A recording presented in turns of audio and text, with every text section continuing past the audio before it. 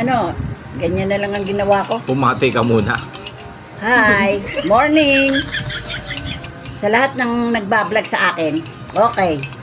Please. Yes. Itingnan nyo ng tingnan ng aking mga ginagawa para naman ako'y kumita. Yan. Ice candy pong mangga. Kinutkot ko po. Nilagay ko sa aking tasa. At nagtimpla ko sa aking lagayan ng ice candy ng gatas na powder. What? Ayan, ang asukal ko po ay mas kubado. Kasi hindi ako pwede magtimpla ng kung ano-anong asukal na kung saan ang galing. Inaalagaan ko ang sarili ko kasi ako po ay senior na, mga sa July 84 na ako. Kaya iniingatan ko para ako'y makakuha pag 85 na ako, makakuha pa ako ng 100. Hindi pa? 10,000 lang po. Kung gusto nyo, di kayo na magdagdag.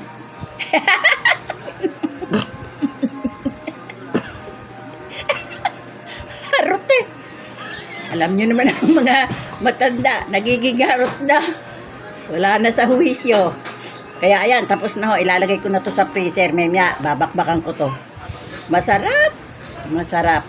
No, gumawa na kayo. Yun na lang manggang mahinog na. Ang tamis, ang sarap. Wala naman akong diabetes eh. Kaya nakain ako ng mga gusto kong kainin. Para lumakas ang katawan ko. Makalakad-lakad pa ako. Hindi pa ba tapos? Okay na. May nagpapa-shoutout sa iyo Sina? Si Gino Tamonang. Ay, paano gagawin ko dyan? Iisa-isahin ko ba? Hi, Gino. Ay, shout out, Gino. Nagluto ako nitong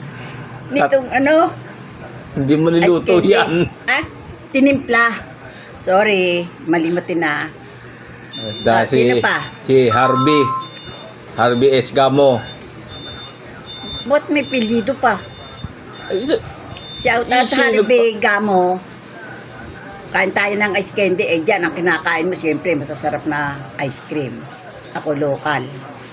Ito lang, ice candy ginawa ko lang. Okay. May isa pa, si Onyx Parken. Nako, Onyx. Shout out daw. Shout out. Ano sasabihin ko? Shout out. Nasabi Onyx ko na yung... Parken. Nasabi ko na yung shout out. Basta. Nabubulol ako eh. Inuumpisa mo ako eh. Ay, basta, Anthony Parken. Ayan. Tapos na ang aking